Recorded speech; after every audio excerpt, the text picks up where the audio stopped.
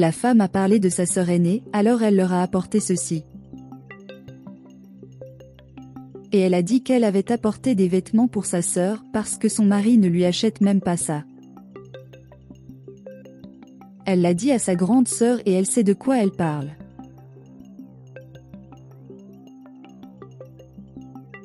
À l'autre sœur, elle donne un autre sac de cadeaux et dit qu'elle va lui offrir ses chaussures en cadeau.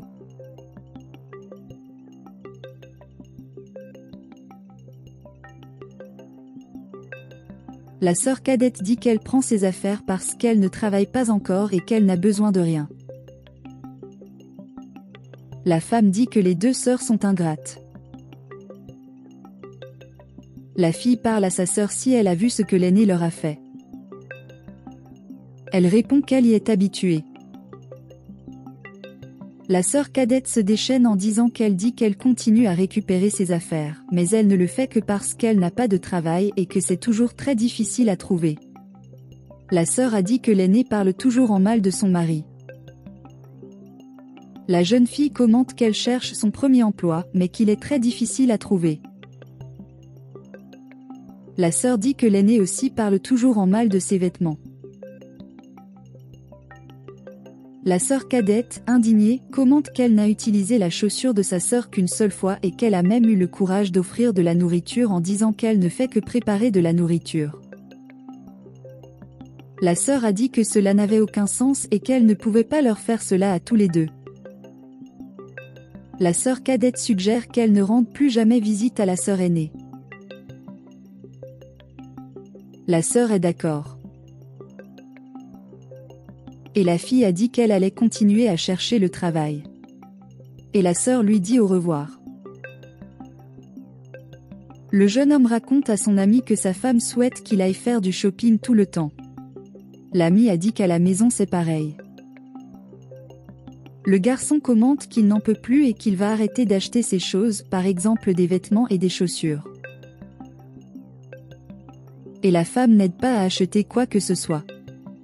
L'ami a dit que c'était vraiment compliqué. Et le garçon a dit que sa sœur lui avait même offert des vêtements. L'ami demande si ce n'était pas volontaire. Le garçon dit que c'était certainement pour l'humilier, affirmant qu'il n'achète pas de vêtements pour sa femme. L'ami a dit que cela ne devrait pas arriver. Le garçon est d'accord. L'ami plaisante et dit que si vous acceptez les vêtements, vous feriez mieux de ne pas en acheter de nouveau. Le gars a dit qu'acheter des vêtements était acceptable, mais pas tout le temps. L'ami a dit que le garçon avait raison. Et le garçon a dit qu'il devait encore entendre sa belle-sœur lui dire qu'il n'était pas un bon mari. L'ami a dit qu'il traversait des situations similaires. Le garçon commente qu'il va parler à sa femme, car s'il avait de l'argent, il lui achèterait tout ce qu'elle veut. L'ami lui suggère de parler à sa femme. Le garçon a dit que maintenant il devait dire au revoir à son ami. La femme demande combien il va la payer. Elle répond qu'elle lui en donnera 50. La femme dit que c'est mieux que rien, qu'elle en a besoin et lui demande si elle vit seule. Elle dit qu'une seule sœur vit avec elle. La femme demande si sa sœur déconne beaucoup.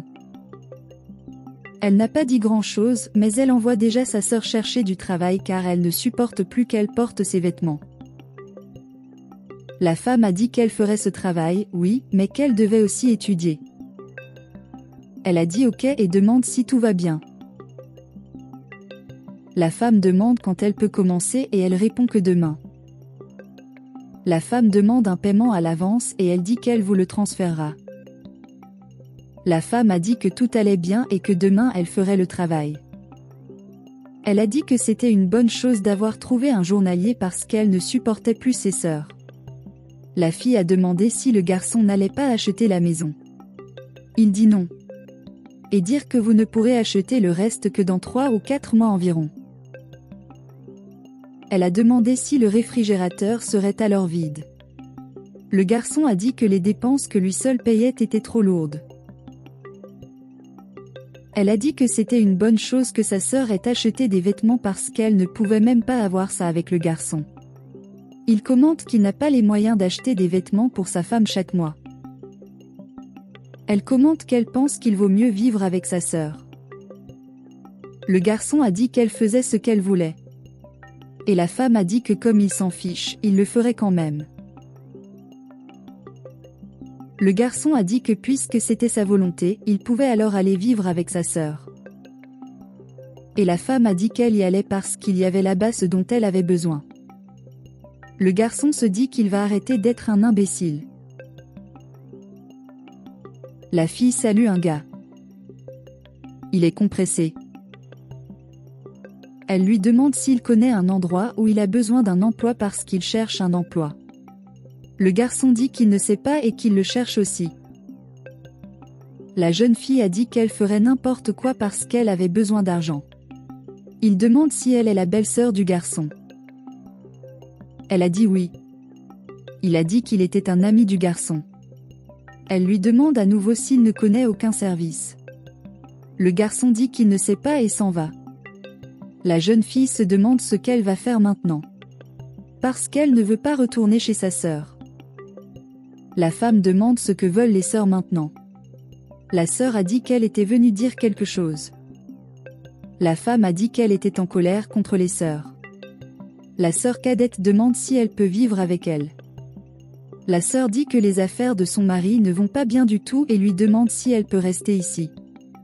La femme a dit qu'elle avait essayé de les avertir et que maintenant elle ne veut plus qu'ils vivent dans sa maison.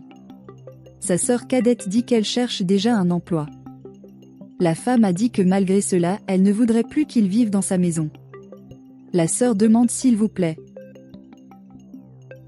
La femme a dit qu'il n'y avait aucun moyen et a réussi à trouver quelqu'un pour nettoyer la maison et s'occuper de tout. La sœur cadette dit qu'elle n'en a même pas besoin parce qu'ils peuvent le faire. La femme a dit qu'elle n'en voudrait pas. Il m'en dit. La femme a dit qu'elle avait essayé de les avertir et qu'ils ne voulaient pas écouter et elle leur a demandé de partir. Et les sœurs repartent la tête baissée. Et elles se demandent ce qu'ils vont faire. La femme a déclaré qu'elle avait tenté de les avertir.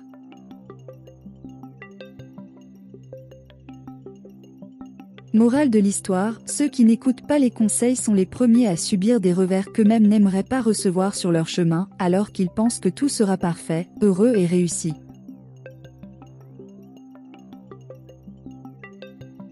Celui qui n'écoute pas les conseils n'est pas têtu, il est sourd. Têtu est celui qui n'écoute pas la voix de sa propre conscience. C'est dans la famille que l'on trouve les raisons de continuer, c'est au cœur de la famille que l'on cherche l'inspiration pour reprendre le dessus, pour surmonter les épreuves du feu que la vie nous propose. Valorisez votre famille. La plus grande erreur que vous puissiez commettre est d'ignorer ceux qui vous ont donné refuge, affection et vous ont appris tout ce que vous savez. Contrairement à d'autres amours, l'amour familial est inconditionnel et il sera impossible d'en trouver un autre aussi authentique que celui-ci.